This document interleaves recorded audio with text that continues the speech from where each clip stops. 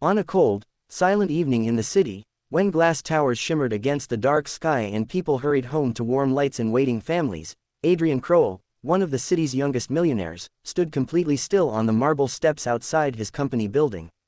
He watched his employee, a quiet young woman named Marina Valls, step through the revolving doors with 2 heavy bags pulling down her shoulders. She always walked fast, always kept her head lowered, always avoided attention. But today, something felt different.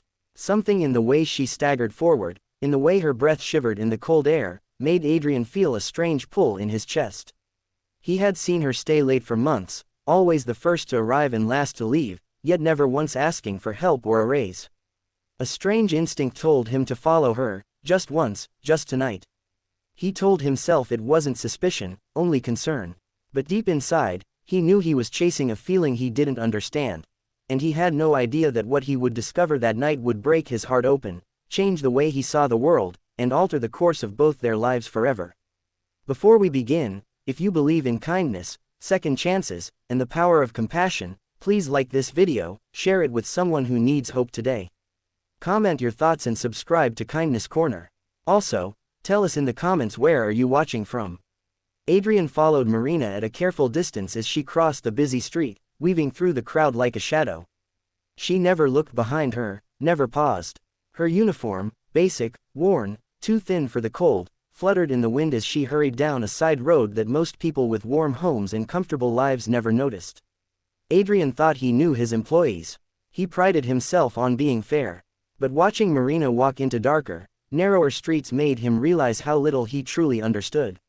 The street lights dimmed the farther she walked, and soon the bright glow of the central district faded behind them. The ground changed from smooth pavement to uneven cobblestone. The buildings became older, walls layered with peeling paint and forgotten stories. Marina tightened her grip on the bags she carried. Groceries, maybe, though there weren't many inside, he could tell from how the plastic sagged. Her steps slowed as she turned a corner and disappeared into an alley so quiet Adrian could hear his own heartbeat. At the far end, Marina finally stopped in front of a small, crumbling apartment building. The entrance was dark, the door crooked on its hinge. She pushed it open with her shoulder and slipped inside. Adrian hesitated at the corner. He shouldn't follow her in. He knew that, but the cold wind behind him and the silent building ahead made the decision for him. He stepped forward. Inside, the hallway was narrow and smelled of damp concrete. Only one light flickered overhead. Marina climbed the stairs slowly, as if each step weighed more than the bags in her hands. Adrian followed, staying silent. On the 3rd floor, she walked to a door covered in scratch marks, taped corners, and a faded number. She pushed it open and disappeared inside. Before the door fully closed, Adrian heard something. Soft coughing, then a faint voice calling her name. Curiosity tugged at him harder than guilt. He approached the door just as Marina re-emerged, startled, her eyes widening when she saw her employer standing there.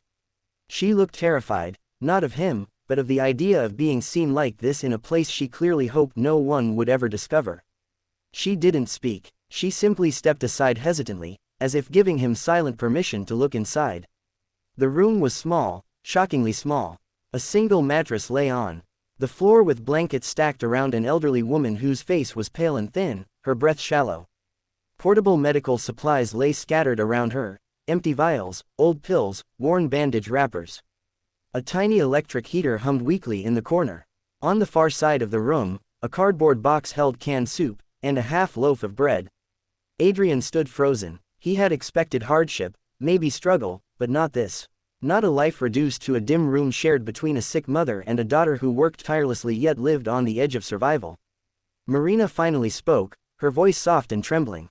She explained that her mother, Rosa, had been unable to work for years due to a chronic illness that required expensive medication, not covered, not affordable, not optional. She told him how she worked 2 jobs, slept 4 hours a night, and skipped meals to ensure her mother could have at least one. She never asked anyone for help because pride was the last thing she had left. And then she said something Adrian would never forget. "I just wanted to survive quietly without being a burden." In that moment, something in him broke, not in pain, but an awakening. He realized how blind he had been to the silent suffering that lived just outside the comfortable world he had always known. He felt guilt, yes, but also admiration for the strength Marina carried in her fragile frame. This woman didn't just work hard. She fought every day for someone she loved. Adrian stepped inside, knelt beside Rosa, and gently introduced himself. She managed a weak smile. That smile changed something in him, too. Over the next days, he arranged for proper medical care, ensured they moved into a safe home, and granted Marina a position that recognized her dedication. But more importantly, he chose to walk beside them with respect, not pity, and learned that true wealth was measured not in assets or achievements, but in how deeply you touched another person's life. Marina and her mother slowly grew stronger.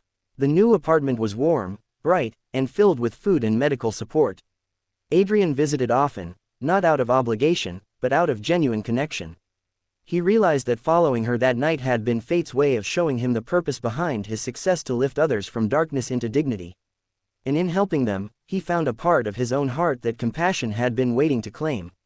If this story touched your heart even a little, please like the video, share it with someone who needs hope.